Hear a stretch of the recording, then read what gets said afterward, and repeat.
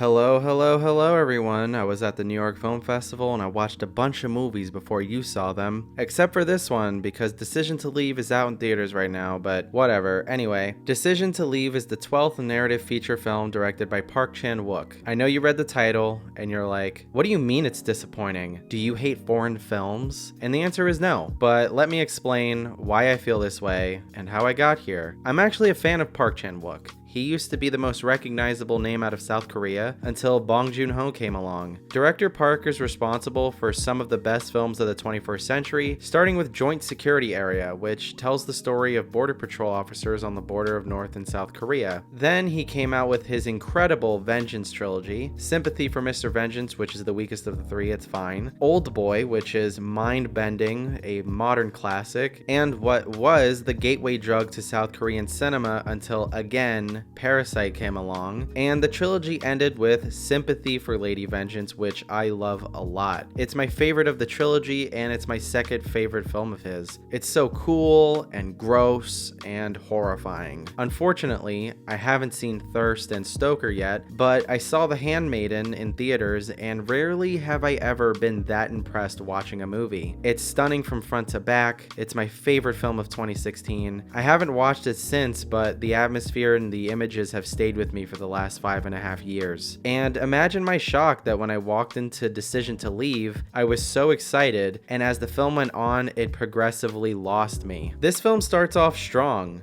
There's a murder that needs to be solved. It's funny. Aesthetically, it looks amazing. There's crazy shots and zooms and transitions and the like. It's genuinely gripping at first. But to me, there's a couple of problems here, and I cannot talk about why without spoiling it. So if you haven't seen it and you care about spoilers, just leave and come right back. These are just general things, and I'm sure if I watched it again and for some reason I still didn't love it, I'll have more specific things to point out. But anyway, here we go. So things that bother me start arising after the first murder is quote unquote solved. We know that she killed her husband. I mean, it's pretty obvious. She's the only other character that we interact with. It wouldn't really mean anything if there was some other random character who did it, and the film tells us at first it's a suicide, and we're not supposed to believe that, so it's her, and that's sort of the conclusion we have to come up with before the reveal happens. And also we know that the protagonist is married, so I knew that they weren't going to end up together because that's how erotic thrillers and noirs go. These two characters are not supposed to be together, and the whole film tries to make you want them to be together, but it just felt so played out. It just felt like two archetypes slamming against each other, and I didn't feel convinced at any point that they would end up together or that anything positive would happen from this romance. It just didn't do anything for me. So once she kills the second husband, at first it's funny because it's treated like a bit, and it is funny, but then we have to go through the whole first half again. It just felt repetitive, and it gets increasingly convoluted with these other external characters that I just didn't care about. And the film is 2 hours and 18 minutes, and she only kills two husbands, so these two prolonged interactions that our main character has with this woman are just two dragged out versions of the same experience. This could have just been one murder that's stretched out over the course of the film, or it could have been 3, 4, 5 murders that would have made it more funny. But after the initial shock and laughter subsides, you're not left with anything. And the will they won't they stuff wasn't compelling or new. And then she just kills herself, and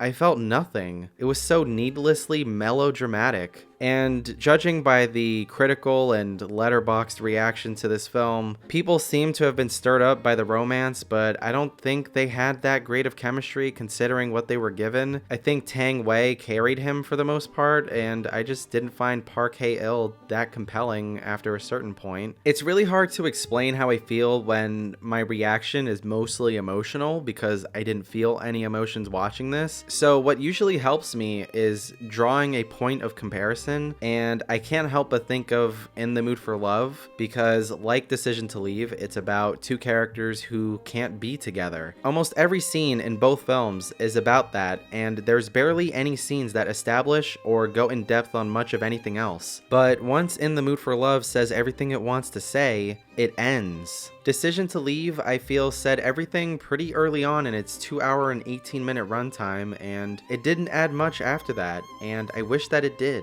Again, aesthetically, it's really nice a lot of the time, and I'll watch it again soon because after I watched it, I thought, was that it? Did I miss something? Because I was just left with nothing. I didn't feel anything emotionally. I was just really disappointed by this film, and I'm giving Decision to Leave a 6 out of 10. It could be a 5, it could be a 7, but I don't see it going anywhere beyond that spectrum. If you enjoyed this video, hit the like button. If you agree or disagree, tell us in the comments. Subscribe if you haven't already. Share with your friends, do all the things. The next film I'm reviewing is the documentary All the Beauty and the Bloodshed. It's a must-see review. Bye-bye. You have to get past the Avengers and Marvel shit at some point, okay? Other people make movies.